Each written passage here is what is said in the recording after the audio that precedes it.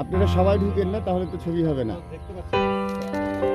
এই সাইডে টেনে নেন, ডান সাইডে টেনেন, ব্যানারটা টেনে নেন, সাইডে টেনে নেন। ভাই আপনি ব্যানারটা একটু টানেন, আপনি টেনে নেন হাত থেকে। হ্যাঁ হ্যাঁ। নদীমাতৃক বাংলাদেশের পদ্মা, মেঘনা, যমুনা ও ব্রহ্মপুত্র নদ, যেটি একসময় ছিল ঘড়িয়ালের আপন ঠিকানা, বর্তমানে এই জলজ সরীসৃপ প্রাণীটি মহাবিপন্ন। প্রজনন হার কমে যাওয়ায় এক প্রকার বিলুপ্তির দ্বার প্রান্তে পৌঁছেছে এই ঘড়িয়াল। এমন সংকটময় পরিস্থিতিতে দেশে গড়ে তোলা হয়েছে ঘড়িয়ালের প্রজনন কেন্দ্র।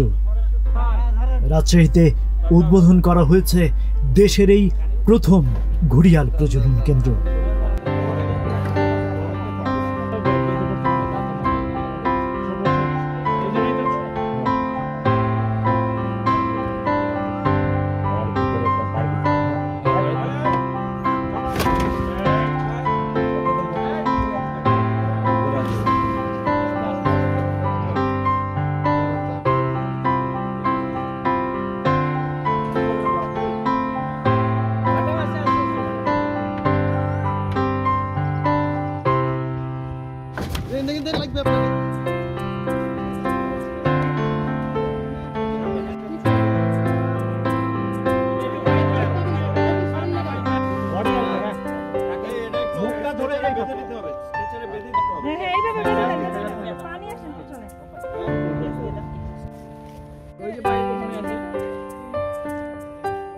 গেল মঙ্গলবার নগরীর বিমান চত্বর রোডে কেন্দ্রটির উদ্বোধন করেন বন অধিদপ্তরের প্রধান বন সংরক্ষক আমির হোসেন চৌধুরী। এই সময় গাজীপুর সাফারি পার্ক হতে আনা প্রাপ্তবয়স্ক দুটি ঘড়িয়াল প্রজনন কেন্দ্রে অবমুক্ত করেন তিনি।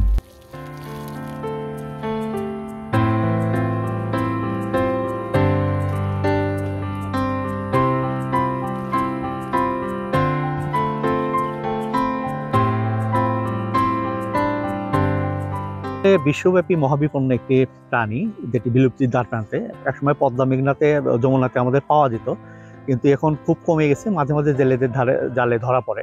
তো এই ঘড়িয়ালগুলো আসলে প্রকৃতিতে ফিরিয়ে দেওয়ার জন্য এই প্রথম বাংলাদেশে চেষ্টা করা হচ্ছে যে ঘড়িয়াল প্রজনন কেন্দ্রের মাধ্যমে এগুলোর ডিম থেকে বাচ্চা ফুটিয়ে সেগুলোতে পরবর্তীতে অবমুক্ত করা যায়, সেই চেষ্টা। এই ধারাবাহিকতায় এখানে যে প্রজনন কেন্দ্র, এখানে একটি পুকুরের ধারে প্রাকৃতিক পরিবেশ নিশ্চিত করার চেষ্টা করা হচ্ছে, বালি বেড তৈরি করা হচ্ছে এবং এখানে ঘড়িয়াল যাতে কোলাহলমুক্তভাবে থাকতে পারে সেই চেষ্টা করা হবে। এবং আমরা আশাবাদী যে সামনের ব্রিডিং সিজনে হয়তো এখান থেকে আমরা ডিম পাবো, এবং ডিম পেলে আমরা চেষ্টা করবো সেগুলো যাতে প্রপারলি হ্যাচ করে ডিম ফুটে বাচ্চা পেতে হয় সেই চেষ্টা। এবং পরবর্তীতে এই ব্রিডিং সেন্টার যে কমপ্লিট ডিজাইন আছে ক্রমান্বয়ে সেগুলো কমপ্লিট হলে এটা পূর্ণাঙ্গ একটি প্রজনন কেন্দ্র হিসেবে কাজ করতে পারবে। আমি প্রফেসর ডক্টর কামরুল হাসান, জাহাঙ্গীরনগর বিশ্ববিদ্যালয়ের প্রাণীবিদ্যা বিভাগে আছি। ঘড়িয়াল বাংলাদেশে অবস্থাটা কি? একেবারেই মহাবিপন্ন একটি বন্য প্রাণী আমরা বলি, যেটাকে আইউসিএনের ক্যাটেগরি অনুযায়ী ক্রিটিক্যালি এন্ডেঞ্জার্ড। এবং বাংলাদেশে এর আগে আমরা একবার 14-15 সালে একবার সার্ভে করার চেষ্টা করেছিলাম, আবারও এই বছর আবার সার্ভে হচ্ছে, মানে অলরেডি কমপ্লিট হয়ে গিয়েছে। তো সেখানে আমরা সারা বাংলাদেশে বেসিক্যালি আপনি জানেন যে পদ্মা এবং যমুনাতেই ঘড়িয়ালের আদিনিবাস যদি আমি বলি, এই অঞ্চলেই ঘড়িয়াল চলাফেরা করে। আমরা দেখেছি 16 থেকে 24টির মতো ঘড়িয়াল আমরা প্রাকৃতিক পরিবেশে দেখেছি। এবং সেইগুলোতে সব থেকে বড় আশ্চর্যের বিষয়, এখানে ব্রিডিং করতে পারে এরকম কোনো ঘড়িয়াল নেই। অর্থাৎ মানে বাচ্চা এবং বাচ্চা থেকে একটু বড়, সাব অ্যাডাল্ট হয়েছে এরকম। এবং এখানেও একটি সন্দেহের জায়গা আছে, এই ঘড়িয়ালগুলো আমাদের দেশেরই না আমাদের ট্রান্সবাউন্ডারি যে নদী আছে সেই নদীর মাধ্যমে পার্শ্ববর্তী দেশ থেকে আমাদের দেশে এসেছে কিনা, সেইটিও আমরা পরবর্তীতে একটি গবেষণার মাধ্যমে আমরা দেখব।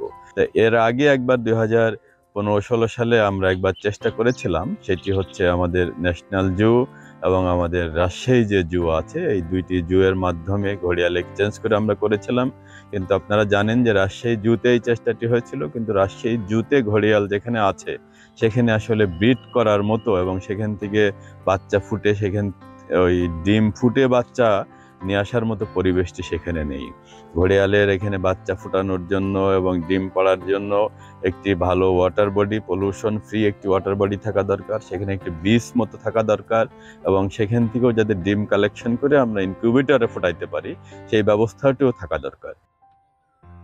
এই সময় উপস্থিত ছিলেন উপপ্রধান বন সংরক্ষক ও প্রকল্প পরিচালক গোবিন্দ রায়, বন্যপ্রাণী ও প্রকৃতি সংরক্ষণ ঢাকা অঞ্চলের বন সংরক্ষক সানাউল্লাহ পাটোয়ারি, বগুড়ার সামাজিক বন অঞ্চলের বন সংরক্ষক মোহাম্মদ সুবেদার ইসলাম, রাজশাহী বিভাগীয় বন কর্মকর্তা রফিকুজ্জামান শাহ ও জাহাঙ্গীরনগর বিশ্ববিদ্যালয়ের প্রাণীবিদ্যা বিভাগের অধ্যাপক কামরুল হাসান।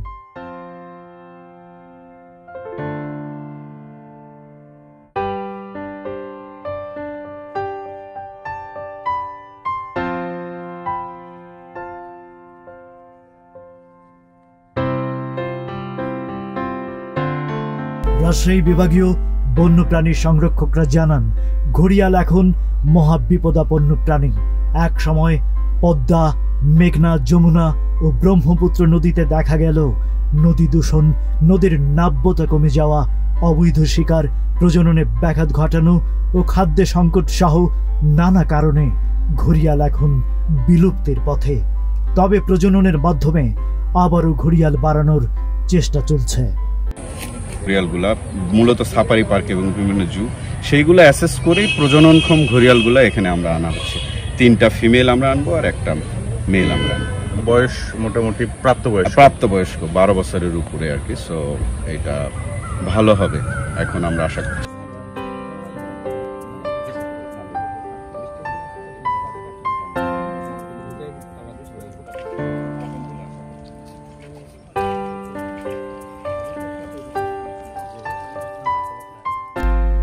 নতুন ঘড়িয়াল প্রজনন কেন্দ্র ঘিরে নতুন করে আশার আলো দেখছেন প্রাণীবিজ্ঞানী ও পরিবেশবাদীরা।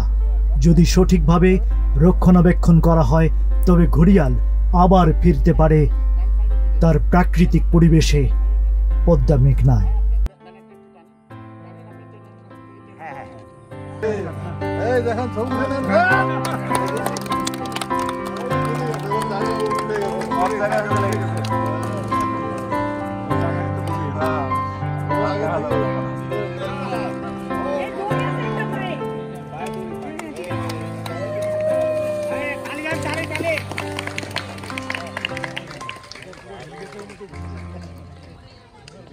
কেমন জায়গা? সাফারি পার্কে বড় জায়গা দিছি তোমারে। বড় টিকিট দাও কি ভাই? হ্যালো, এই যে